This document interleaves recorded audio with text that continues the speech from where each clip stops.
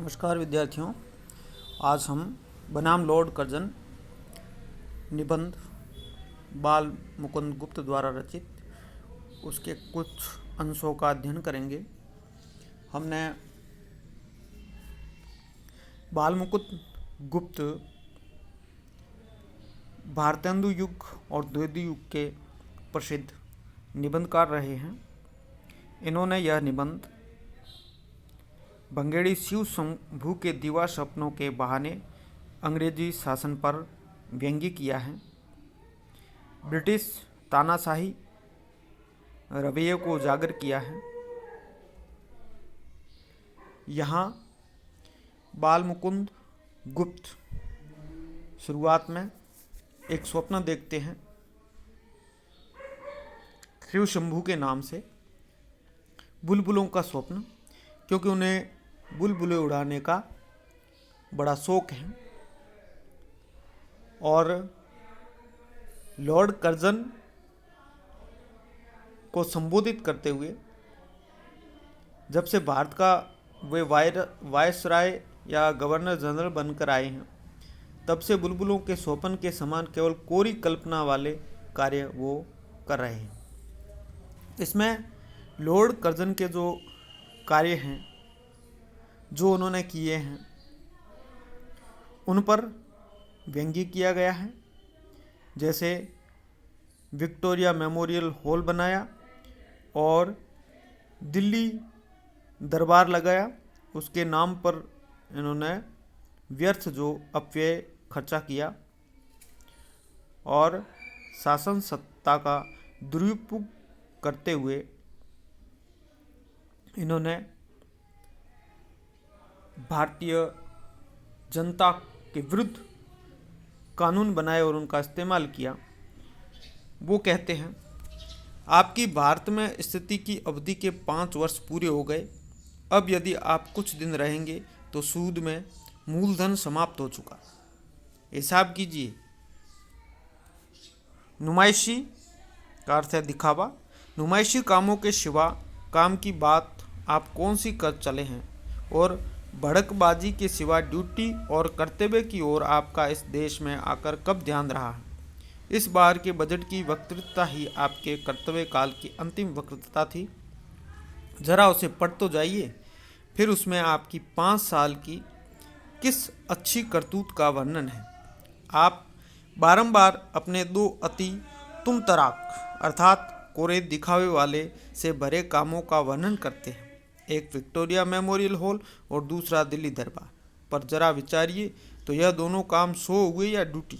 Victoria memorial hall चंद पेट भरे अमीरों के 1-2 बार देख आने की चीज़ होगा। देखिए, सीधा गवर्नर जनरल को प्रश्न पूछ रहे हैं, टक्कर ले रहे हैं और उनके कामों पर व्यंग्य कर रहे हैं। और यह पढ़ करके भारतीय जनता जागृत हो जाए, यह मुख्य संदेश दे रहे हैं। वो कह रहे हैं कि आपने कोई अच्छा काम नहीं किया। आपकी जो वो वक्तृता थी, वह भाषण था, उसे देखिए। आपने 5 साल में किस अच्छी करतूत का वर्णन किया है। जो 2 बातें आपने बताई, दिल्ली दरबार और विक्टोरिया मेमोरियल, वो तो दिखावा था, कर्तव्य नहीं था, ड्यूटी नहीं थी। और विक्टोरिया मेमोरियल तो चंद पेट भरे अमीरों के 1-2 बार देख आने की चीज़ है। गरीब जनता के लिए जो काम करते हैं। निबंध के अंत में वो ये भी बताते हैं कि जो रिपन ने कार्य किया भारतीयों के लिए, उनकी बात करते हैं। रिपन, लॉर्ड रिपन, जिन्होंने भारतीयों के हित में कार्य किया, उनकी इनकी तुलना करते हैं कि आपने क्या अच्छा काम किया। केवल तुम तराक यानी दिखावे भरे कार्यों के अलावा आप बता दीजिए आपने किस प्रकार कार्य किया। केवल छोटे बालक शिव शंभू के बुलबुलों का स्वप्न के समान ही कार्य था। आपने इन स्मारकों की जो बनाए हैं, इनकी क्या उपयोगिता है। आपने अपना कर्तव्य पालन नहीं किया है। आगे वो लिखते हैं, कि इनसे जो आपने दो कार्य किए हैं, दरिद्रों का कुछ दुख घट जाएगा या भारतीय प्रजा की कुछ दशा उन्नत हो जाएगी, ऐसा तो आप भी न समझते होंगे। अब दरबार की बात सुनिए कि क्या था। आपके ख्याल से वह बहुत बड़ी चीज़ था, पर भारतवासियों की दृष्टि में वह बुलबुलों के स्वप्न से बढ़कर कुछ न था। जहाँ जहाँ से वह जुलूस के हाथी आए, वहीं वहीं सब लौट गए। जिस हाथी पर आप सुनहरी झूलें और सोने का होदा लगवाकर छत्र धारण पूर्वक सवार हुए थे, वह अपने कीमती असबाब सहित जिसका था उसके पास चला गया। आप भी जानते थे कि वह आपका नहीं और दर्शक भी जानते थे कि वे आपका नहीं। ये दिखावे भरी दर जो दूसरा कार्य किया, दिल्ली दरबार को बुलाना, जुलूस निकालना, हाथी बुलाना, वह व्यर्थ का खर्चा करना, अपव्यय करना, यह कार्य इन्होंने किया। और इस पर गुप्त जी ने विनोद प्रवृत्ति या व्यंग्यात्मक प्रखर कटाक्ष किया। शिव शंभू का चिट्ठा, जिसमें यह बनाम लॉर्ड कर्जन, ये एक निबंधों की श्रृंखला है, शिव शंभू का चिट्ठा। और उसमें यह बाल मुकुंद गुप्त लॉर्ड कर्जन के नाम से कुछ पत्र लिखते हैं और उन्हें वो प्रश्न पूछते हैं कि आपने व्यंग्यात्मक लहजे से कि आपने भारत देश के लिए क्या अच्छा कार्य किया। आपका 5 साल तो निकल ही गया और अब आप रह रहे हो तो केवल मूलधन नहीं, वह उसका सूद है। यह व्यंग्योक्तियाँ या कटोक्तियाँ चुभने वाली हैं। आगे वो कहते हैं, आपका नहीं और दर्शक भी जानते थे कि आपका नहीं। हाँ, पढ़ लिया हमने।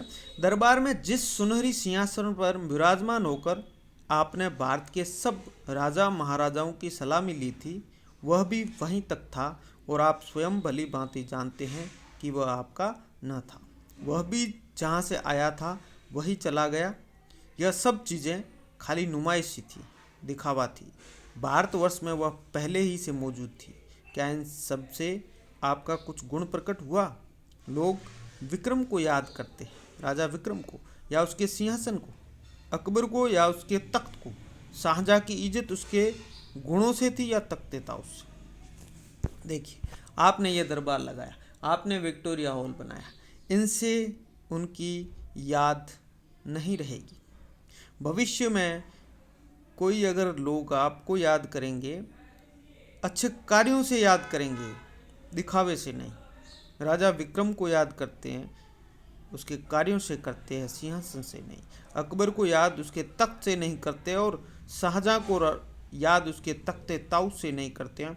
उसके अंदर अगर गुण थे या इज्जत थी सबके प्रति और अच्छे अगर कार्य कोई किया है तो उसको देखकर वो याद करेंगे। तो कहने का तात्पर्य है कि बाल मुकुंद गुप्त ने अपने निबंधों में, यह एक प्रकार का राजनीतिक निबंध हो जाता है और सीधी सत्ता से टक्कर लिए हैं। टक्कर सीधी भी नहीं कह सकते क्योंकि ये व्यंग्यात्मक लहजे से एक साहित्यिक रूप दिया है अपने प्रश्नों को और खत के माध्यम से लॉर्ड कर्जन को यह लिखा है और भारतीय जनता तक पहुंचाने का कार्य कि भारतीय जनता इनको समझ सके। इनकी कोई भी आपका अंश आ सकता है, वो सप्रसंग व्याख्या करनी होती है। आपको 4 चरणों में बांटकर इनकी सप्रसंग व्याख्या करनी है। मैंने पहले भी सप्रसंग व्याख्या के कुछ वीडियो डाले हैं। सप्रसंग व्याख्या के लिए सबसे पहले संदर्भ लिखना होता है।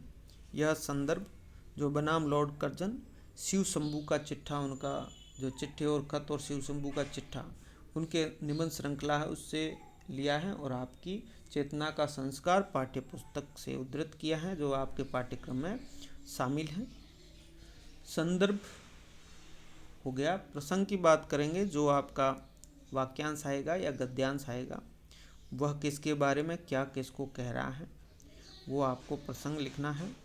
उसके बाद उसकी व्याख्या करनी है और विशेष में उसकी भाषा शैली, उसमें विशेष कुछ शिल्प पक्ष, कला पक्ष के बारे में आपको और विशेष बात हो तो उसमें लिखना। तो यहाँ पर जो शिव शंभू के नाम से बाल मुकुंद गुप्त ने यह अंग्रेजी शासन पर व्यंग्य किया है। इसकी भाषा जो है उर्दू मिश्रित खड़ी बोली हिंदी है, जीवंत और विनोदपूर्ण है, व्यंग्यात्मक और हास्य शैली है। इनकी शैली पर इनके व्यक्तित्व की छाप है। प्रभावपूर्वक शैली, सुंदरता या सौष्ठव भाषा, शब्दावली जो है तत्सम तद्भव देशज विदेशज सभी शब्दों का प्रयोग किया गया है। प्रवाहपूर्ण भाषा शैली है, प्रांजल है, प्रतीकात्मक कुछ जगहों पर वर्णन किया गया है। व्यंग्यात्मकता जो है वो प्रखर है इसमें, और विनोदशील प्रवृत्ति है इनकी। भाषा में जीवंतता है। इनकी लेखन शैली व्यंग्य विनोदात्मक के साथ साथ व्यक्तिकता, जीवंतता युक्त, आत्मीयता युक्त और प्रभावपूर्ण, मस्ती भरी, चुहल भरी, और इनके निबंधों पर इनके व्यक्तित्व की छाप स्पष्ट दिखाई देती है। तो इस प्रकार हमने उनके निबंधों के विचार पक्ष एवं शिल्प पक्ष के बारे में जानकारी प्राप्त की। ध्यान से इसे पढ़ें। बाल मुकुंद गुप्त का निबंध जो मैं पहले ही व्हाट्सएप पर शेयर कर चुका हूँ। कोई छात्रा अगर बाद में व्हाट्सएप ग्रुप पे जुड़ी है तो पहले किसी छात्रा के पास इसकी प्रति होगी। मैंने 5 ही निबंध जो आपके पाठ्यक्रम में शामिल हैं उनको व्हाट्सएप ग्रुप पे शेयर कर दिए हैं। उसको एक बार अच्छी तरीके से पढ़ें। फिर यह उसको समझने के लिए यह ऑनलाइन क्लास का ये जो वीडियो हम डाल रहे हैं चैनल पर, कॉलेज के यूट्यूब चैनल पर, उसको सब्सक्राइब करें और बेल आइकन क्लिक करने से आपको जो भी आगामी वीडियो सभी प्रोफेसर्स के आपको मिल जाएंगे और उसका उपयोग करते हुए आप उनको अच्छी तरीके से पढ़ें और पुस्तकें भी अपने पाठ्यक्रम के अनुसार ला करके अध्ययन करें। आपका पाठ्यक्रम क्या है इसके संबंध में भी मैंने पहले वीडियो डाल दी है, उसे देखें। धन्यवाद।